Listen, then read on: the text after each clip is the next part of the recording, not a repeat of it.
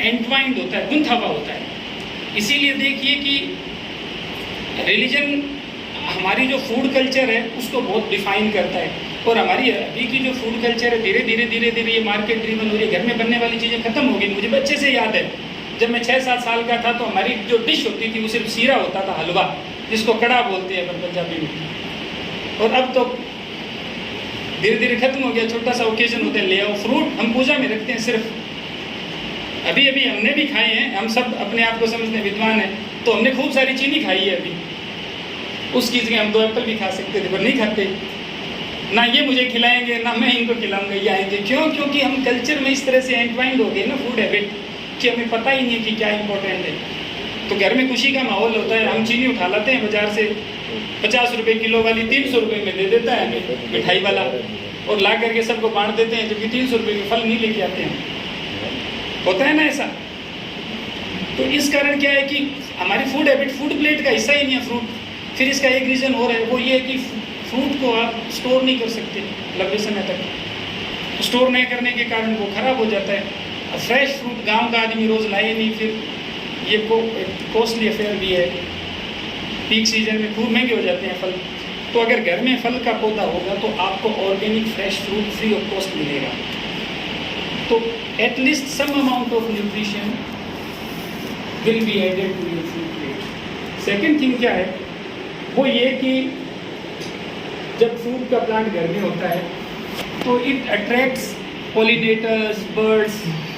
तो जब आपके बहुत सारे बटरफ्लाई आएगी, नदी आएगी, तो इससे क्या होगा कि पोलिनेशन का प्रोसेस होगा। हमें पता ही नहीं है कि 40% जो हम फ्रूट और वेजिटेबल खा रहे हैं that are only because of pollinators. आप उनको हटा दो, 40% प्रोडक्शन खत्म हो जाएगा इमीडिएट।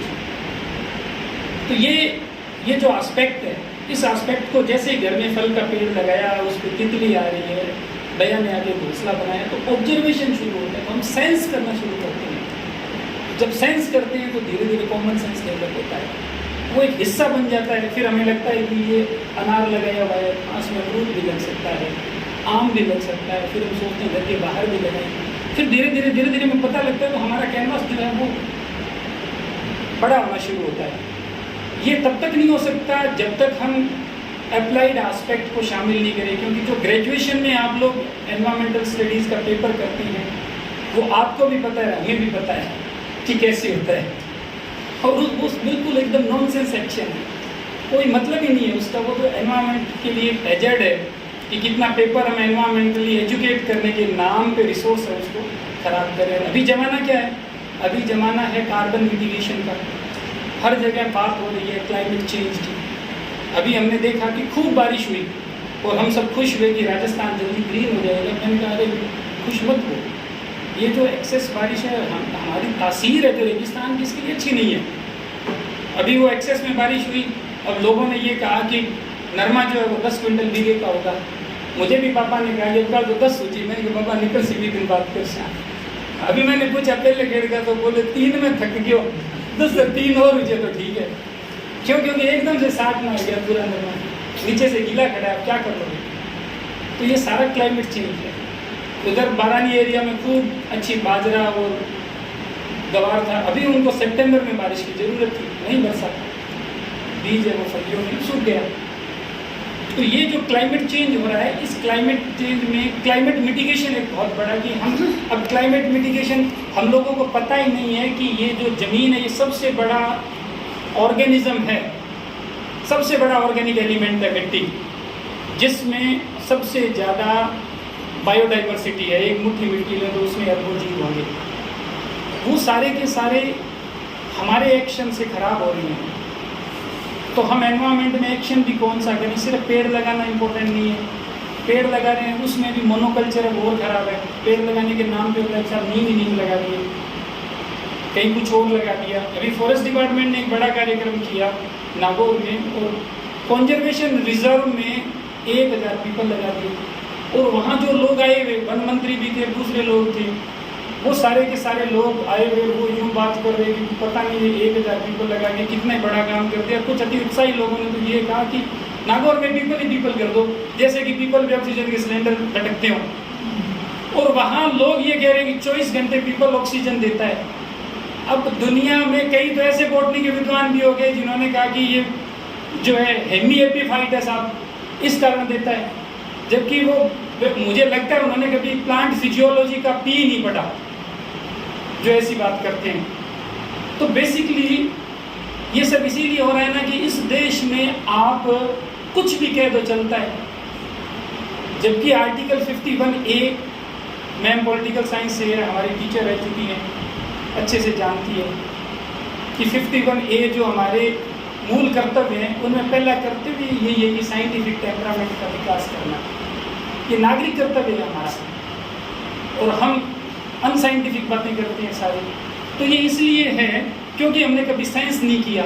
तो पेड़ हम लगाएं तो कौन से लगाएं? कंजर्वेशन रिजर्व में हम पीपल लगा रहे हैं, जहाँ की एक पेड़ लगाने से पहले कंजर्वेशन रिजर्व 72 का वाइल्ड लाइफ प्रोटेक्शन एक्ट का पार्ट है, मजाक नहीं है। तो उसमें सरकारें ऐसा कर रही हैं, उसमें हमें सोचना होगा कि हमें कैसे लगाएं, क्या करें, ह्यूमन इंटरवेंशन हो तो क्यों हो और कैसे हो, कितना हो। पर हमें तो छपना है अगले दिन के अखबार में, इसलिए कर दो जल्दी से। ये जो सारी चीज़ें हैं, इन सारी चीज़ों की वजह से ये गड़बड़ है। तो हम पेड़ लगाएं, कौन सा लगाएं? ये ग्रास जो हमें जगह जगह मिलती है, अपन क्या करते हैं कि जैसे थोड़ी सूखी उसको आग लगा देते हैं बिना ये सोचे समझे कि इसमें कितने तो माइक्रोबियल एक्टिविटी डिस्टर्ब होगी, कितने छोटे जीव मरेंगे। और कार्बन मिटिगेशन में ग्रासलैंड की सबसे बड़ी रोल है। हिंदुस्तान पिछले एक दशक में 31% ग्रासलैंड हो चुका है, और उसका रिजल्ट ये आया है कि हमारा फूड प्रोडक्शन है वो क्वालिटी वाइज और क्वांटिटी वाइज दोनों तरह से गिर गया है। आज से 20-30 साल पहले मैं जिधर अभी पोस्टेड हूँ बीकानेर में, उस एरिया में जब मोठ निकलते थे तो उनमें से जो मोठ सेवण दामन गुड़ के पौधों के पास में होते थे, जो मोठ फोक के पौधों के पास में होते थे, उनको अलग से निकालते थे अच्छे समझदार किसान। और बाद में जब उन मोठ को सिजाया जाता था तब उसको ऊरना बोलते हैं राजस्थानी भाषा में, यानी उसको डालना हांडी में, और उसके ऊपर मिट्टी का ढक्कन होता था हांडी पे, और ये हिदायत होती थी कि मोठ सीज रहे हैं यानी मोठ पक रहे हैं, छोटा बच्चा पास में नहीं जाए, क्योंकि वो पकते वक्त इस तरह से उछलते थे जैसे वोल्केनिक इरप्शन होता है, कि वो मिट्टी की जो ढक्कन है जिसको ढकनी बोलते हैं अपन हांडी पे लगने वाली, वो ढकनी उछाल देते थे, वो गिर जाती थी। और अगर पास में बच्चा गया तो उसके वो बिल्कुल गर्म होता है तो स्किन पे लगेगा तो वहाँ से स्किन को जला देगा। अब वही मोठ है, स्टील की प्लेट आप रख दो कोई हिलती नहीं है, उतना तो दूर की बात है, उन्हीं मोटों से उसी खेत में हो रही है। ये इसलिए क्योंकि ग्रासलैंड और जो हमारे जो भी यहाँ के हर्ब और श्रब्स हैं उनकी जो उपयोगिता है उसको हमने कभी सेंस नहीं किया। हमारे लिए वो खरपतवार है, और खरपतवार है तो मार्केट कहता है कि आपके पास में हर्बिसाइड है, आप हर्बिसाइड करो, उसको मार दो, भले ही उससे सॉइल प्रोफाइल है आपका वो कितना डिस्टर्ब हो जाएगा। तो ये सारी चीज़ कब सेंस होगी? जब आपके घर में पेड़ होगा, उस पेड़ पे आप देखोगे कि छोटा नेस्ट हो रहा है, छोटी मधुमक्खी खत्म होगी।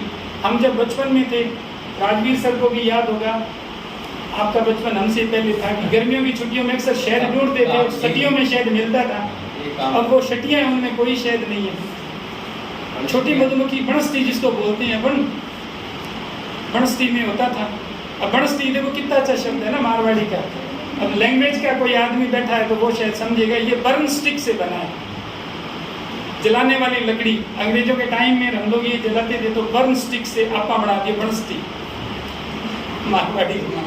तो ये लैंग्वेज का भी अपना खूबसूरत एक पक्ष है।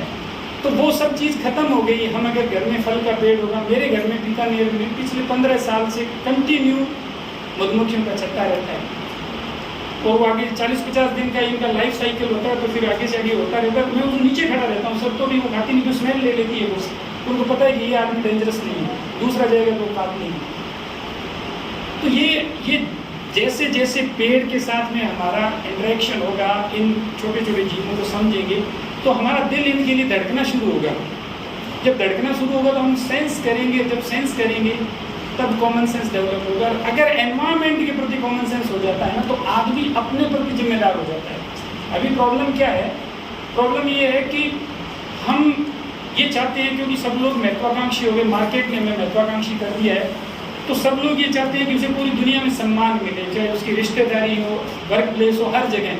लेकिन उसके खुद के प्रति उसके खुद के मन में सम्मान नहीं है। गांधी ने ये कहा था कि जब तक आपके खुद के मन में खुद के प्रति सम्मान का भाव नहीं होगा तब तक आप दूसरों से सम्मान की अपेक्षा कर ही नहीं सकते। अब खुद के प्रति सम्मान कैसे होगा? खुद के प्रति सम्मान होने के कुछ छोटे छोटे फॉर्मूलाज हैं। अगले 2-4 मिनट में मैं मेरी बात खत्म करूँगा। मान लो मैं झूठ बोल रहा हूँ, तो आप सबको तो पता नहीं होगा, मेरे को तो पता होगा ना अंदर को कि मैं झूठ बोल रहा हूँ। तो उसी समय मुझे लगे कि मैं क्यों बोल रहा हूँ, मुझे गिल्ट होना चाहिए। तो खुद के प्रति भी मैं झूठ बोल रहा हूँ, बेशर्मी से बोल रहा हूँ, मतलब कि मुझे मेरी गरिमा है उससे मेरे मतलब नहीं। अब मैं कटोरा मैंने उठा रखा है कि सारे मेरी बहुत बड़ी गरिमा है, सब डाल दे उसमें, और खुद जो है खुद के प्रति गरिमावान हुई नहीं। तो जब आप खुद के प्रति जिम्मेदार नहीं होगे तो आप समाज के प्रति जिम्मेदार नहीं हो सकते। खुद के प्रति जिम्मेदार जैसे व्यक्ति होता है तो वो अपने शब्दों के प्रति जिम्मेदार होगा कि वो जो शब्द बोल रहे हैं वो कैसे हैं। वो साधन आप ये देख लीजिए कि 99% हिंदुस्तान के लोगों को साधन चलाना तो छोड़ो, खड़ा करना नहीं आता। खड़ा करना नहीं आता। जहाँ सिग्नल बंद होता है 5 मिनट के लिए, तो अगर ट्रैफिक पुलिस वाला नहीं हो तो हम डिस्टर्ब कर देते हैं, आधा घंटा लगा देते हैं निकलने में। और खड़ा करना आता है कि अभी हम आपके कॉलेज में घुस रहे थे तो इतनी जगह नहीं थी कि हमारी गाड़ी अंदर आ जाए, क्योंकि एक बंदे ने वहाँ पे आके मोटरसाइकिल रुकाया हुआ था। ऐसे जैसे मान लो मोटरसाइकिल नहीं हवाई जहाज होगी है तो यही ठहरेगा। और ये सब चीज़ें हैं। और होता क्या है कि हम अब जैसे मेरा अगर भाई यहाँ का SHO DYSP है या गंगानगर का SP है, तो मुझे सीट बेल्ट की जरूरत ही नहीं है, मर्जी वहाँ साधन खड़ा करूँ ना, क्योंकि कानून का हमारे मन में सम्मान नहीं है, डर है। इसीलिए सीट बेल्ट पुलिस वाले को देख के लगाते हैं, चालान नहीं कट जाए। ये नहीं सोचते कि जिंदगी का चालान कट जाएगा भाई, ये अपनी सुरक्षा के लिए है और हम जेब की सुरक्षा की चिंता में रहते हैं। तो इसी तरह से जब व्यक्ति ये सोचेगा कि मेरे हर एक एक्शन के प्रति मैं खुद को मानो कि ये एक इंसान होने के नाते गरिमामय एक्शन है या नहीं है, जैसे ये भाव आएगा मनुष्य जिम्मेदार होगा।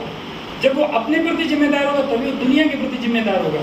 और जैसे ही वो अपने प्रति जिम्मेदार हो जाएगा तो अंदर से सेंस ऑफ रेस्पेक्ट आएगी।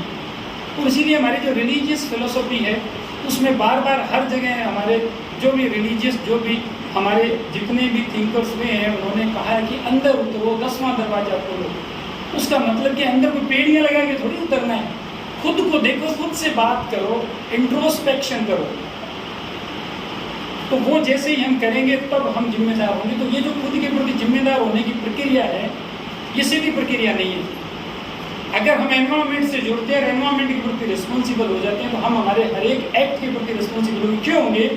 क्योंकि हमारा कोई भी एक्ट जब वो मैनिफेस्ट होता है, जैसे मैंने सोच लिया कि थूकना है, सोचा और फिर मैं थूक रहा हूँ, तो मैं यहाँ अगर थूक देता हूँ तो आप लोग मैं गैस तो रोकोगे नहीं, चाहे मन में खराब लगे, ठीक है। और आप अगर नहीं हो तो चाहे मैं 5 बार थूकूँ तो आराम से घूम घूम के थूकना चाहिए। तो होता क्या है कि जैसे ही आप एनवायरनमेंट के प्रति रिस्पॉन्सिबल होगे तो आप कोई भी एक्ट जो मन में है उसको मैनिफेस्ट करने से पहले आपको ख्याल आ जाएगा, सेकंड थॉट आ जाएगा कि अरे मैं ये ऐसा कर रहा हूँ, ठीक है क्या। तो धीरे धीरे आप खुद के प्रति रिस्पॉन्सिबल होना शुरू हो जाएंगे। और जैसे तो एनवायरनमेंट के जरिए ये एक तरह का इंडक्टिव प्रोसेस है कि हम यूनिवर्स से चल के इंडिविजुअल पे आ रहे हैं और फिर इंडिविजुअल से हम यूनिवर्स के ऊपर जा रहे हैं और इस प्रोसेस में हम जिम्मेदार बनते हैं।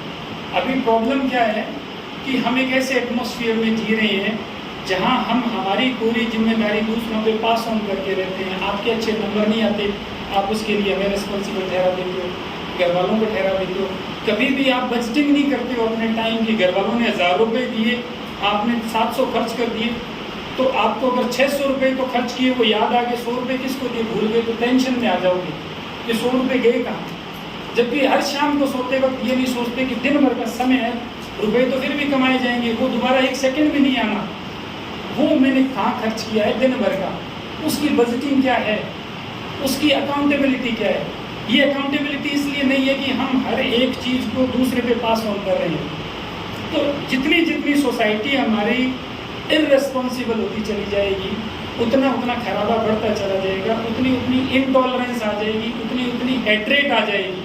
तो इसीलिए आप ये देखिए कि अभी ये कहते हैं ना कि सोशल मीडिया जो है उसके ऊपर बहुत हेट स्पीच, अभी कल ही हमारे जो सुप्रीम कोर्ट के 2 जजेस ने भी इस बात को लेकर के परसों कुछ कहा।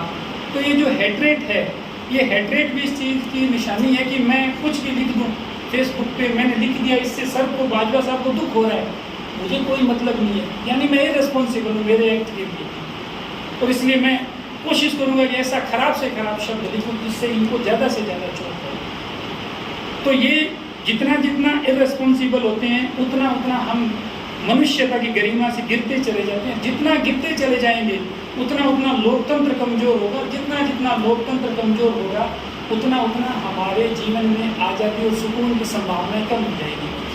क्योंकि गाइडेड कोई भी चीज़ होती है, अभी जो दौर चल रहा है उसमें हिंदुस्तान गाइडेड डेमोक्रेसी की तरफ जा रहा है। गाइडेड कोई भी चीज़ होती है उसमें लेफ्ट राइट की गुंजाइश नहीं होती। इसीलिए बुद्ध ने रिलीजन के रेगुलेशन का घोर विरोध किया था। उन्होंने कहा था कि रेगुलेटेड रिलीजन जो है वो मानवता का सबसे बड़ा दुश्मन है, क्योंकि जैसे रेगुलेटेड कर दोगे तो आपने तो 10 चीज़ डिफाइन कर दी कि आपको ये करना है, ये नहीं करना, तो उससे फंडामेंटलिज्म डेवलप होता है और वो आपकी क्रिएटिविटी को रोक देता है। क्रिएटिविटी, जैसा कि मैंने शुरुआत में कहा, नहीं होती है तो मनुष्यता नहीं होती।